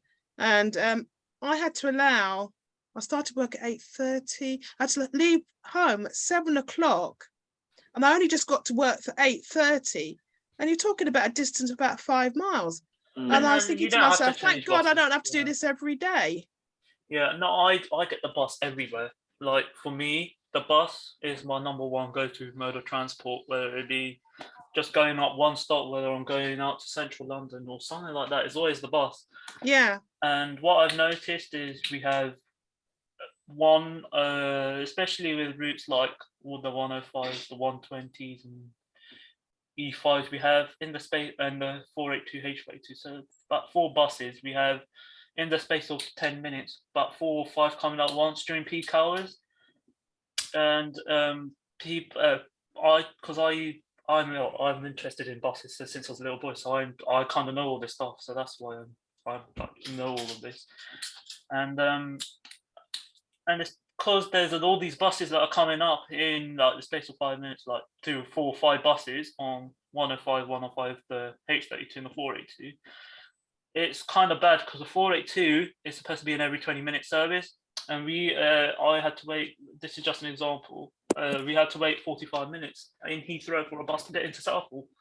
Even like going in and out using public transport, they have aims that are set out by Transport for London, saying in order for you to retain the route, you've got to do this. You're going to have because they get paid to run the routes by Transport for London. So privatized companies, the private companies owned by different countries from like French, Denmark, Singapore. They're paid money, and I think through tax to provide a bus service. And we're not getting that. Even during non-peak hours, I've noticed half-hour wait for every 20-minute service, 20-minute wait for every 10-minute service. I just can't seem to get a good service at the moment. Yeah, absolutely. And the council, sorry, Angela, to keep on interrupting you, but the council are trying to persuade us to use public transport. But whenever we try to use the public transport, sometimes we don't have the service because it's stuck in traffic, and we won't get to our destination in time. stuck in traffic from the Costco all the way down slash common way all the way down to the end of the Southall Broadway, and then the council are trying to get us to use public transport. How can we? How can we? And how can the companies try to run? Why are people having to go at the companies when it's not their fault? All they're doing is running the service for the public to use. Where it's the council who are created these problems in Southall, and these are the people we need to. These are the people who we need to take. Who need to take action to kind of sort this all out. Mm-hmm. I mean, I use the bus now and again. I admit that I've got a car, so I use my car to get to work and for longer journeys. But certainly on the weekend, I'm not averse to walking places. But as I said earlier on, going for a walk to Southall Park with my daughter was the most demoralising experience ever because of the amount of broken glass and fly tipping on the pavements. It's a huge disincentive to want to readily walk. And there are times when my kids are at school and they do an after school club in the wintertime and it's a dark evening, rather than them walking home, I'll pick them up in the car because I'm worried about their safety. It's not really possible in the dim lighting, but I understand that Ealing Council reversed their decision and will be implementing brighter lighting. They couldn't see really where they're walking. As you said, a dog fell in the broken glass, and I didn't want them to have accidents. But I tell you, it's absolutely depressing walking around, having to cross the pavement to avoid a pile of fly tipping across the pavement. How can the council possibly want to encourage people if they're not tackling these fundamental issues? Ange, how do you report that, Ange? How are you reporting those issues? Are you using the app? I have used the app, Ronnie. Which app is it? Love Clean Streets. Terrible app, isn't it? Yeah. But my frustration, Ronnie, where I live, literally on a journey, you are encountering fly tipping every 2 minutes, every 2 to 3 minutes, yeah? And it's very difficult to make all these reports. I've done it before, and that's because I was walking around at leisure. I didn't have to rush off to work. I didn't have to rush home to cook dinner. But this is so frequent. I mean, that wasn't an anomaly. It's every week. That's the problem with apps. So what councils are doing, and this is neighbouring Richmond, Hounslow, they're pushing the apps on because they want to see data. So what they should be doing is getting that data. So, for example, if you're reporting something on Caxton Road every day in the same spot for the last 100 days, they should be extracting the data to say, this is an issue at this point. We need to think bigger to prevent something, whether it's a camera or relocation of a post, just to prevent or deter it. Ealing, I know Hounslow is trying to do that. Ealing is not, for some reason, doing that. And this is the problem, because at some point, as a resident, I'll say, I'll give up. There's only so many times I have to report something. It's just demoralising.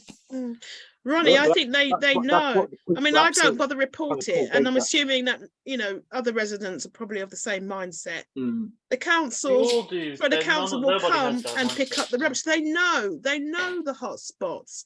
They know their crews are going out every week to clear the fly tips, yet they still do nothing. How much more? Okay, if they're not getting data from the public, surely they're getting data from the problem. Recycling or refuse. Do you know what I've been doing now? I have the boys come down my street every Monday to pick up my rubbish.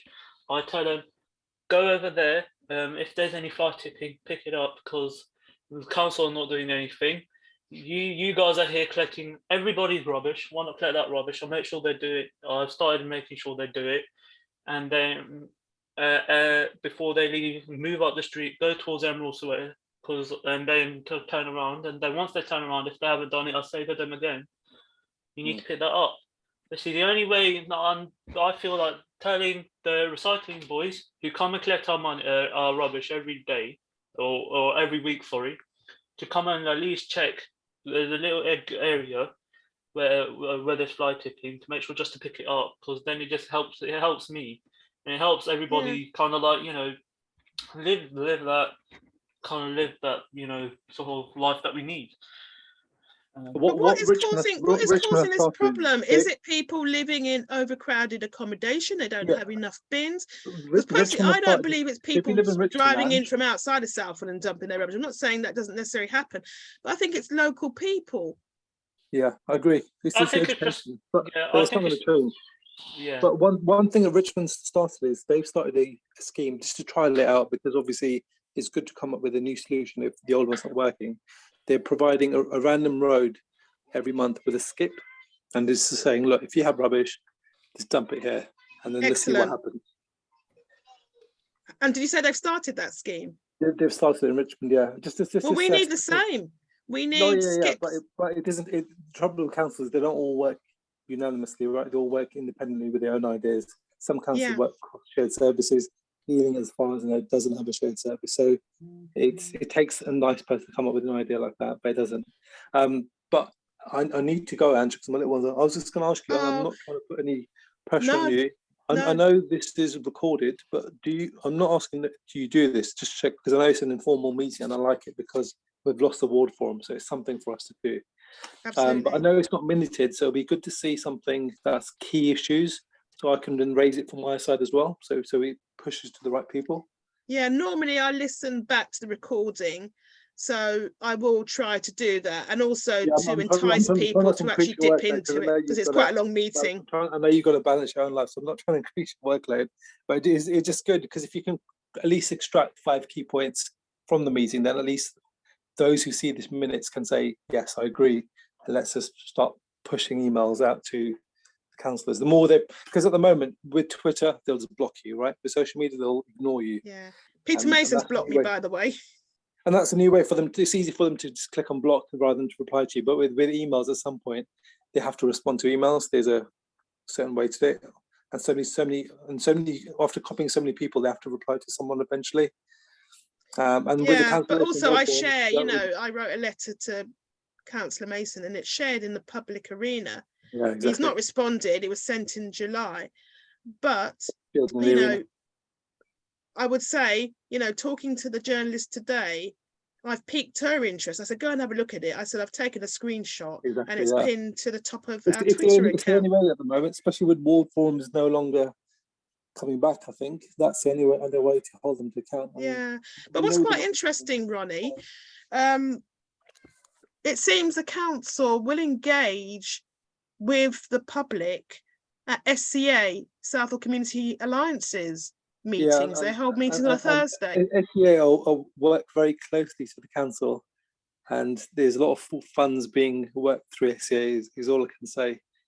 I'm not a big fan of SCA, and I'm not sure how it's funded or if it's ever scrutinised, but there's agreement between SCA and the council in some form or the other. I mean, they held a week-long event to do with poverty, but I think it's really sort of, from my point of view, yes, they said, oh, it's a public event, but somebody I know turned up and they said, oh, it's no longer public, and we're going to call the police, we don't want you in this meeting anymore. So it seemed to be very, very selective. And before I go, the only point I make that Councillor Mason is turning up on Thursday. So and before I go, I was going to say the only point I make about SCA is I know it works closely with the council, so a lot of the issues will come through SCA. They'll talk to SCA members about issues, but at the same time, SCA should be representing us. They should be attending this meeting. They should be fully active in Southall, fully active in all the issues in Southall and passing it through. It's good. It's okay to have one-way affiliation with the council, the SCA, but the SCA should be talking on behalf of the residents as well. At the moment, I don't see that happening. So it does kind of raise my eyebrows what SCA are really about. What about the Indian Workers Association? Who are? What about them? Like, what are their roles in this? IW has had a long affiliation with Mr. Sharma, and as you know how Mr. Sharma has worked in Ealing Southall generally, I don't see the IWA being heavily involved either. And that's because they were, I think, if I remember correctly, they were really heavily involved in the CPO of the Dominion car park. That wouldn't surprise me, yeah. So because I think they know the answer of the monsoon banqueting suite, and I think they had somebody come out to represent them. So because I was only there for 1 day of the public inquiry into the meeting. Yeah, Mr. So- Sharma's office is based at the IWA as well. So Yeah. there's a lot of stuff that happens behind the scenes, as you would have probably quickly grasped with Ealing Council and Ms. Sharma, or that the public doesn't see. But there's also issues across the borough. So like I said, we can report Southall issues all day, but these issues happen in Ealing, West Ealing, Acton, yeah. Northall, The thing is- Acton, and it's prominent there. So we're not the only one. It'll be nice to see some issues cross borough sometimes. So we're not the Yeah. only ones kind The of thing thing. is, know I there's more- kind of travel across the whole London borough of Ealing on the Elizabeth line, just doing a random trip on a bus somewhere. And I personally, myself as a Ealing Southall resident, I kind of noticed some of the same things. And lovely MP Sharma had a meeting at Northfields Library next to the station on Thursday. Oh yeah. And I went there, raised it up with the said people, and councillor, there was this councillor for North Greenford, let's just say Greenford, called Councillor Monroe. And he said, well, all he said to all these replies about Ealing Southall, and I raised up some things about Greenford, and because he's a councillor for Greenford, I was like, what? So what about Greenford? Because that's you're part of you're the councillor. What are you going to do? He said, well, I can't do anything because you're not part of my kind of like area. You're going to have to raise it with your councillors. But I'm like, well, my councillors aren't really that, responsive. What can I do? He just gave me his card and said, well, contact me and then we'll take it from there. I think they're just not interested. I agree. And I'd like to ask you, Arjan, there was a protest last Sunday outside of the IWA against Sharma. Were you aware of that? I was there. You were there? I was there. I was the youngest person of everybody who attended.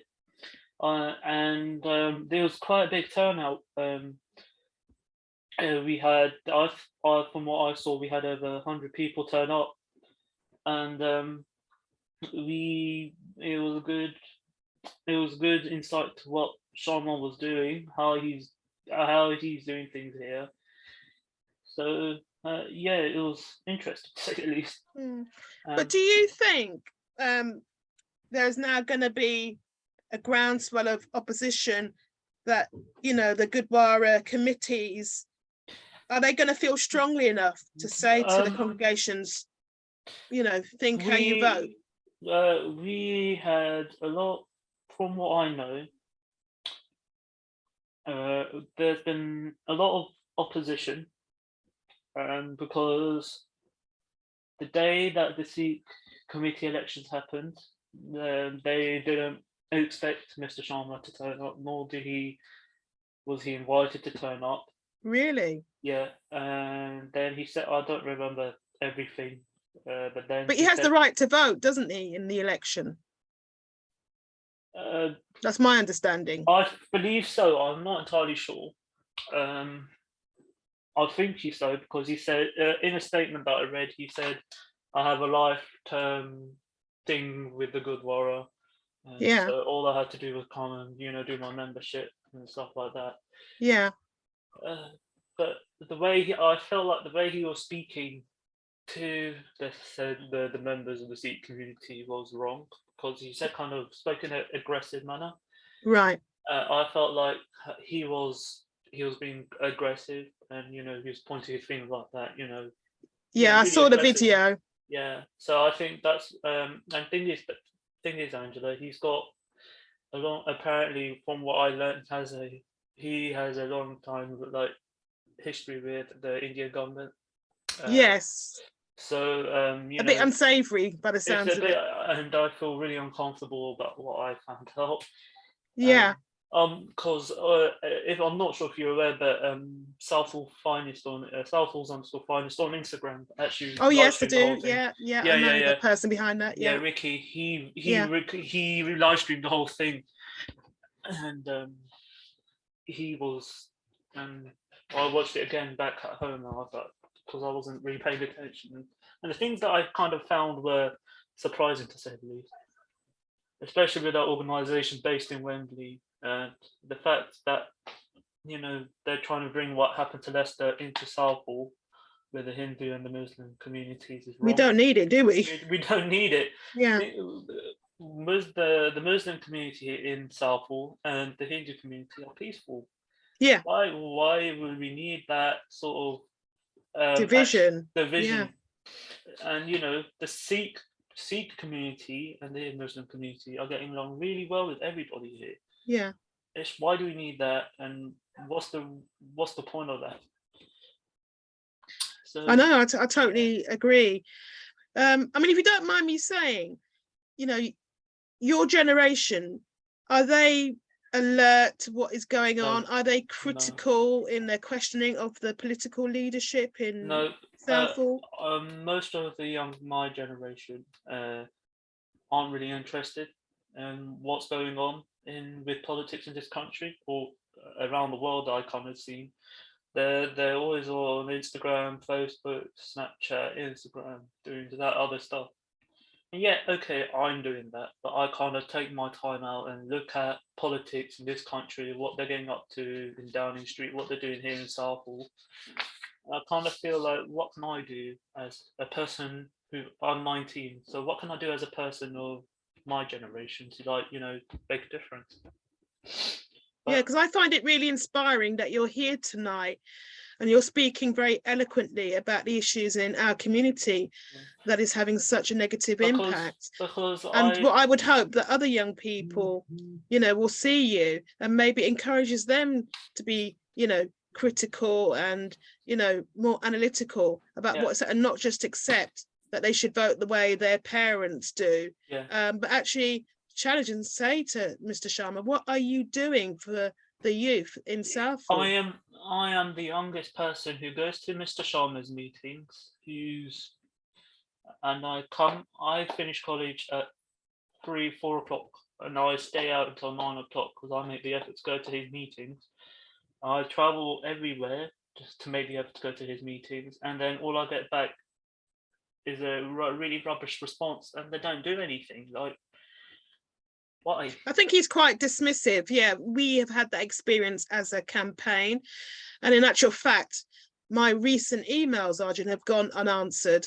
Yeah, I used to get kind of like an automatic response. I don't even get the automatic response anymore. No, since January, Angela, I haven't even bothered, you know, emailing Mr. Sharma because I don't believe he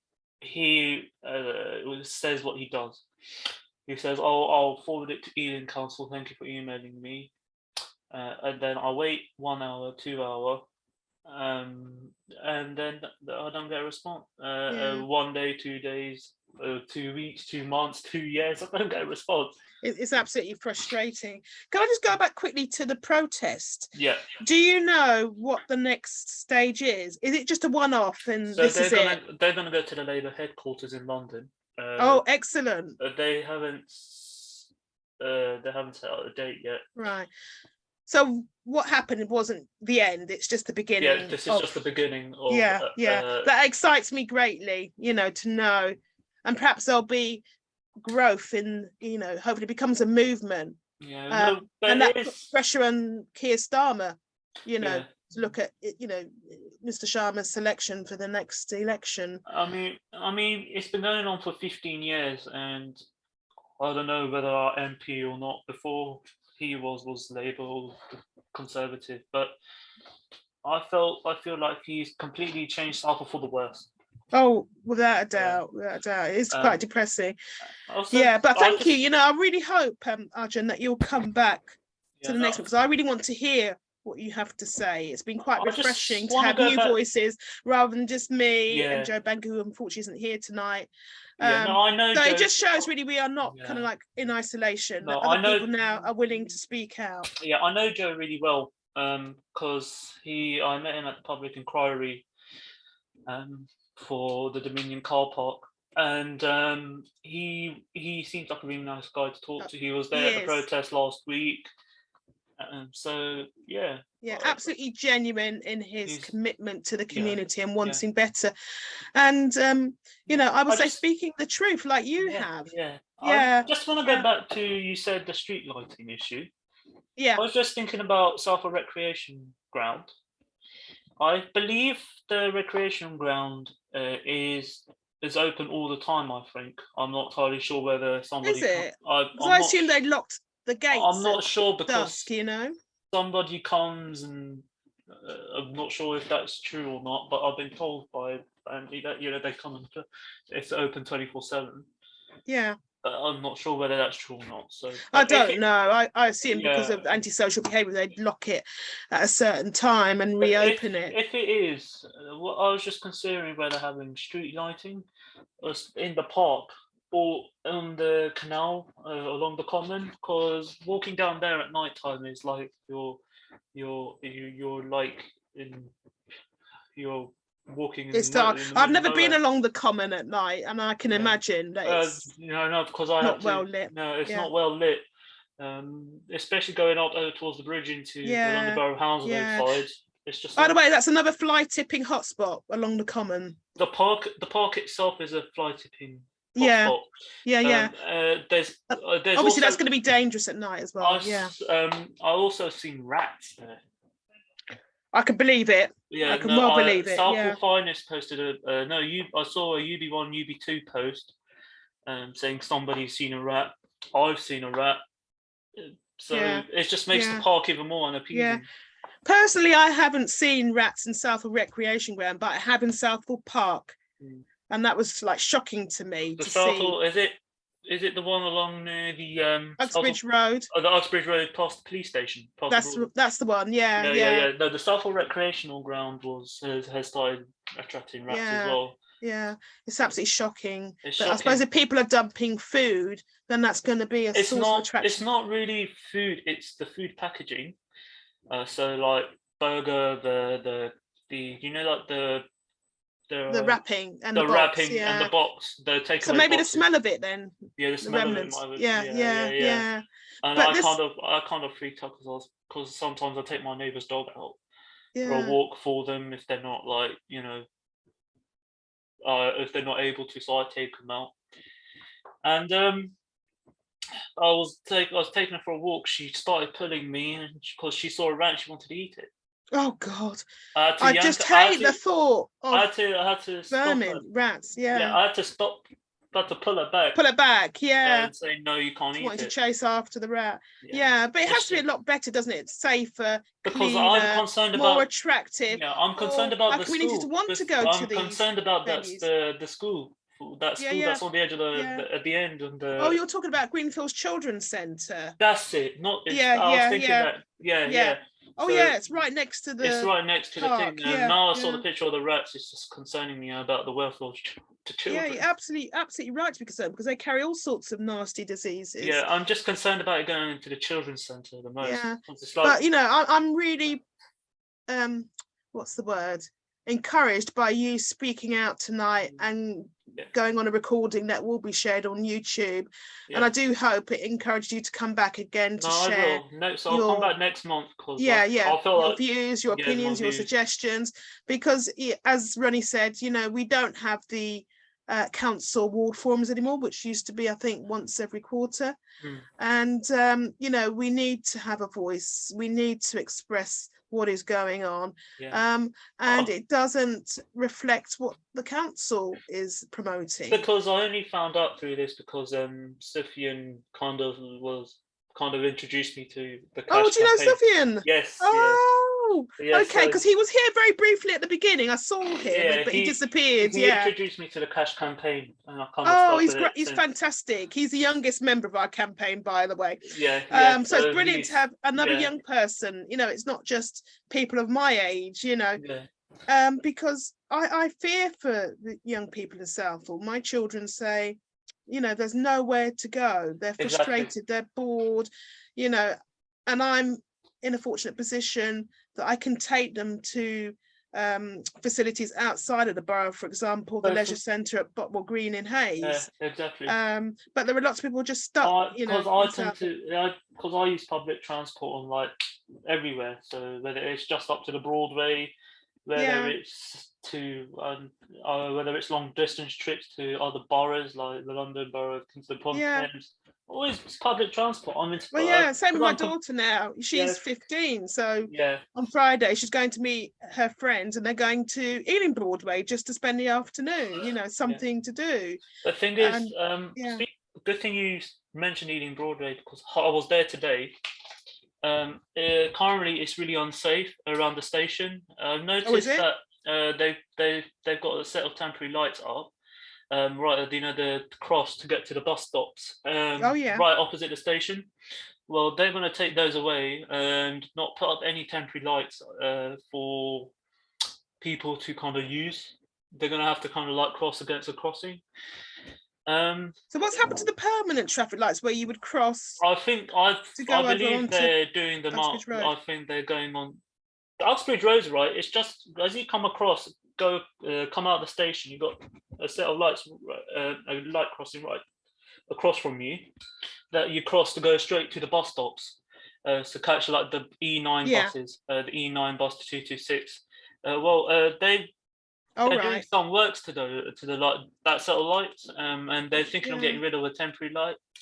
So well, I need to make it safe for pedestrians, especially people who are vulnerable and older pedestrians. Especially when it comes to rush hour at Ealing Broadway. It's mad because I know, very, very busy. It's very, very busy. So I'm just concerned because I've only noticed this today because I was there. And will you report it to I guess Ealing Council to begin with? And I'll try Ealing Council. I'll see how far I get, and then in the next meeting I'll let you know. We need more people like you who even though it's time consuming, but when you see something that is potentially a hazard to pedestrians, to not ignore it, I try and do as much as I can. I try and do as much as I can, because all power to you, definitely. Because I have college and stuff, but I'm also doing a union there, so I'm kind of, my time is focused on that as well. You've got a lot going on then. So I've got a lot going on, so it's kind of. But can I just say, if you live on Johnson Street, if you're around on Saturday morning, please can you just drop by the protest and let your neighbours know? I won't be able to make it, unfortunately. Okay. Saturday morning, because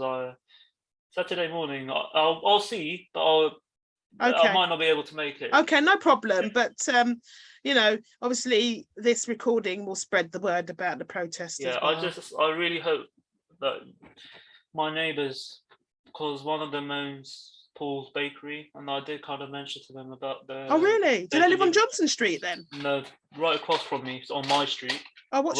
I won't name it because. Oh, okay, fair enough. Don't name your street. Okay, but is it within the vicinity of? It's in the vicinity. Johnson Street. Okay.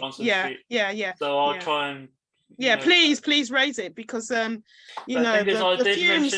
did mention circulate far and wide. The delivery vans causing the congestion there. Well, they said, where can we park?